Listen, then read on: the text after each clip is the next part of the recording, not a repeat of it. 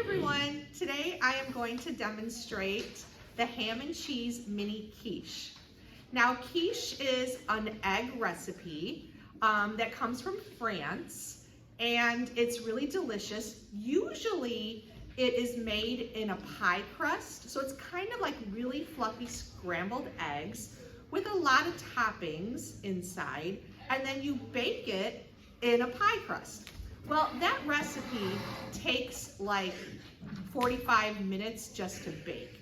We don't have time for that in our class periods. So we're gonna be making mini quiche in a muffin tin. So when things are small, they bake a lot faster than when something's large. And instead of making a pie crust for the crust of the quiche, we're gonna be using a Ritz cracker for the crust. And this recipe is great because you could make it like on a Sunday, and then it makes 12 mini quiches, and then you can maybe like take 2 out each morning for a couple of days and have them for breakfast. Okay, so let's get started. I've already washed my hands, and I'm going to look at my recipe.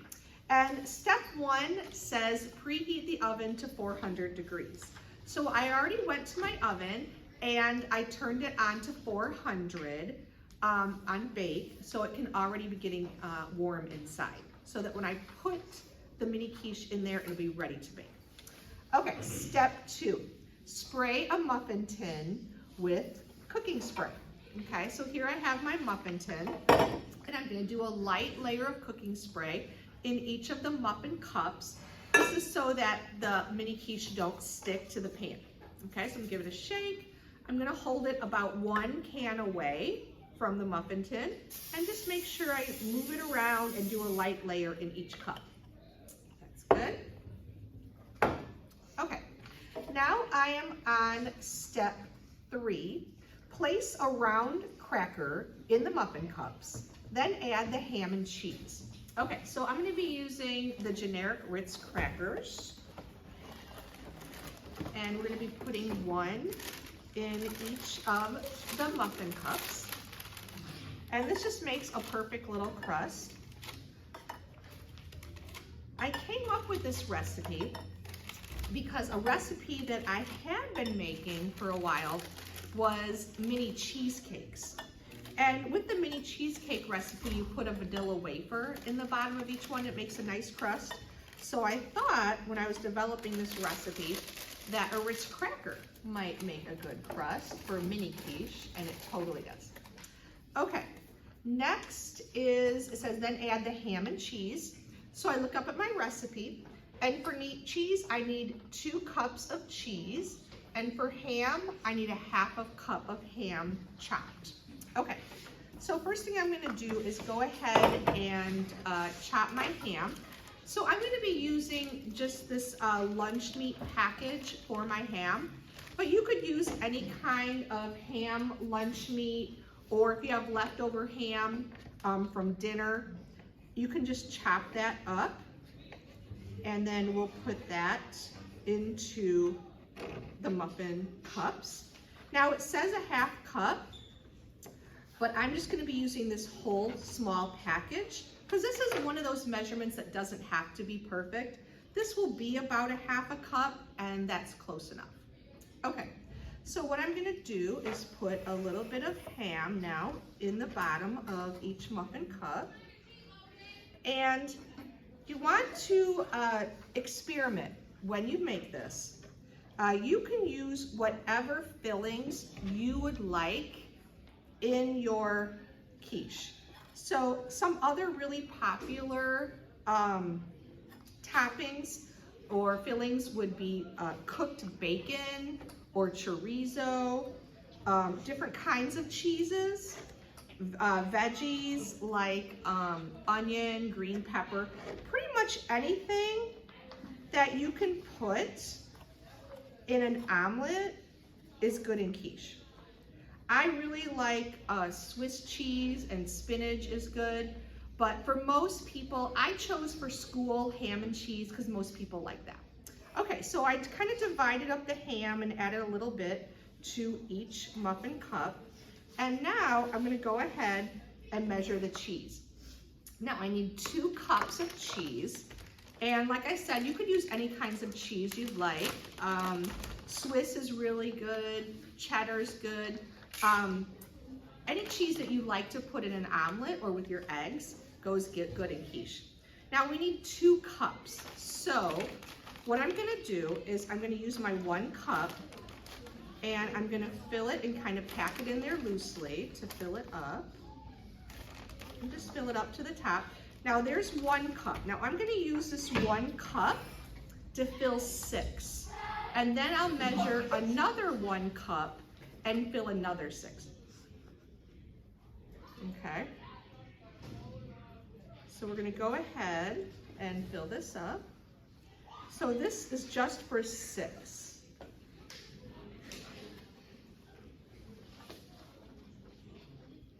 So you can see a lot of cheese goes into the quiche.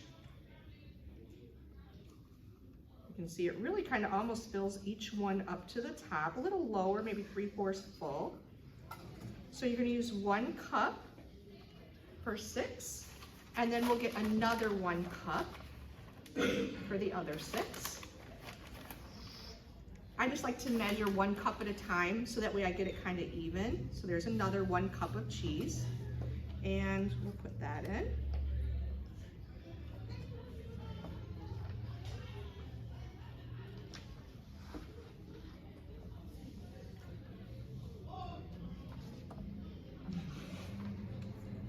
Okay. And then what I like to do is kind of take off, if you have any cheese touching the pan, push those into the muffin cups, so that they don't burn to the pan and it's just harder to wash the pan. Okay, so now I am on step 4. Whisk together sour cream, eggs, salt and pepper in a mixing bowl. Pour into a liquid measuring cup. Now I know a lot of students do not like or care for sour cream. If you are not a big fan of sour cream, don't worry.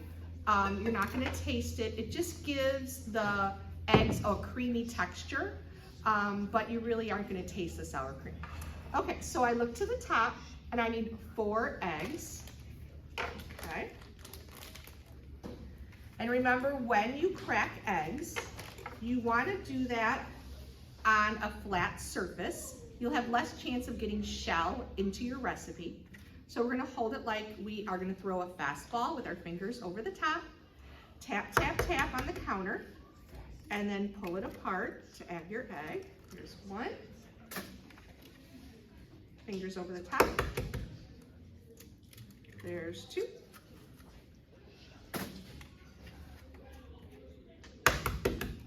3. And our last one. Now you've probably seen adults or other people crack it on the side of the bowl. A lot of people do that, but the problem is it does push little pieces of shell into your egg, and then you have more of a possibility of getting shell into your recipe. If you happen to get a little piece of shell into your recipe, all you do is you take a big piece of shell and scoop out the little one. It'll help you. Now I just touched uncooked egg, so I'm gonna walk over to my sink. And I'm going to wash my hands again because there could be bacteria on the egg, on the shell, or inside the egg. And I want to wash that off. I'm using hand soap and washing my hands thoroughly. And then I'll rinse them off. And then I can get back to my recipe. Okay, so now I need a 1/2 cup of sour cream, okay? For this, I'm going to be using generic sour cream, and I need 1/2 cup, and I'm gonna be using a rubber scraper. So for sour cream, it's a creamy ingredient, so we're gonna use a rubber scraper and pack it down into the measuring cup.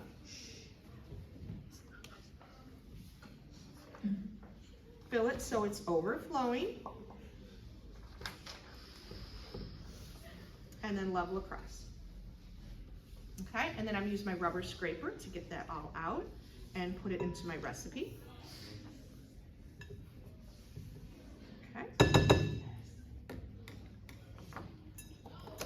And I'm gonna add my salt and pepper. So it's a pinch of salt and a pinch of pepper. If you have a container like this, you can just take a pinch of salt, add that. Or you can do a couple shakes of salt. And for pepper, I have this. So I'm just gonna do a couple shakes of pepper. Even if you don't like pepper, you always put salt and pepper in eggs, because otherwise eggs are pretty bland. And then we're gonna whisk that together with our wire whisk. So this is gonna blend together. A lot of times in recipes, they have milk or sour cream in with eggs because that gives it a nice creaminess. And a milk product like sour cream helps the egg white and the egg yolk to blend together thoroughly. So we're gonna blend this until it's nice and creamy.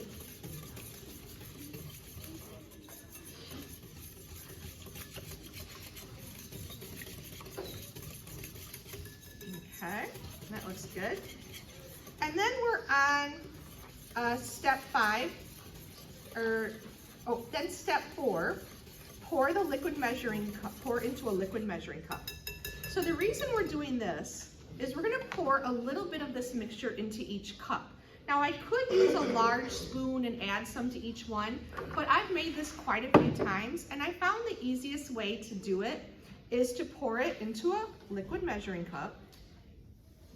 And you might have to stop when you get to the top and then add a little more later. And then you're on step 5, pour a small amount of egg mixture into each muffin cup to just cover the cheese. This is important. You don't need a lot of the egg mixture. So you're just gonna pour a little bit to cover the cheese, about that much.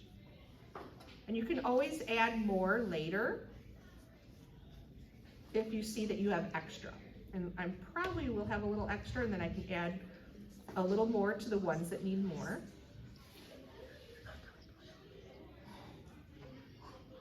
Okay, try to gauge it. You should use half of it for the first 6 and the other half for the last 6.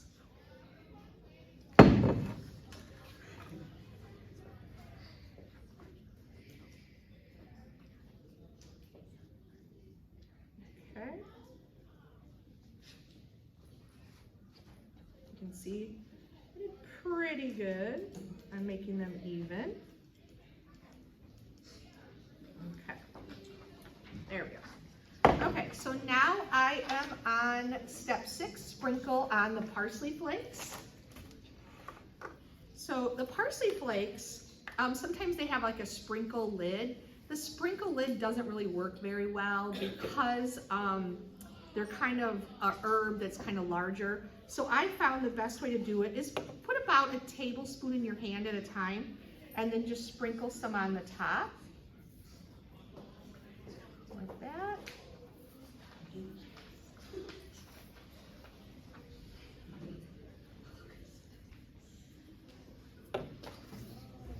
Okay, we're about ready to put them in the oven.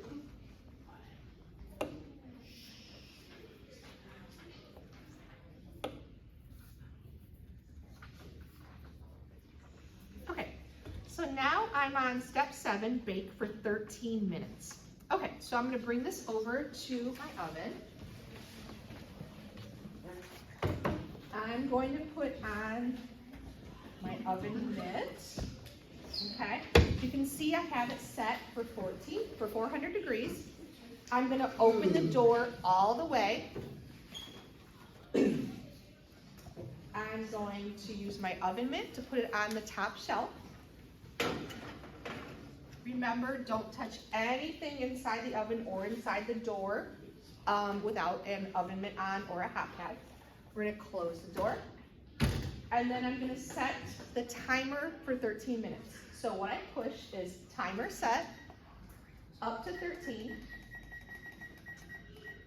And then I push start. Now, this is important.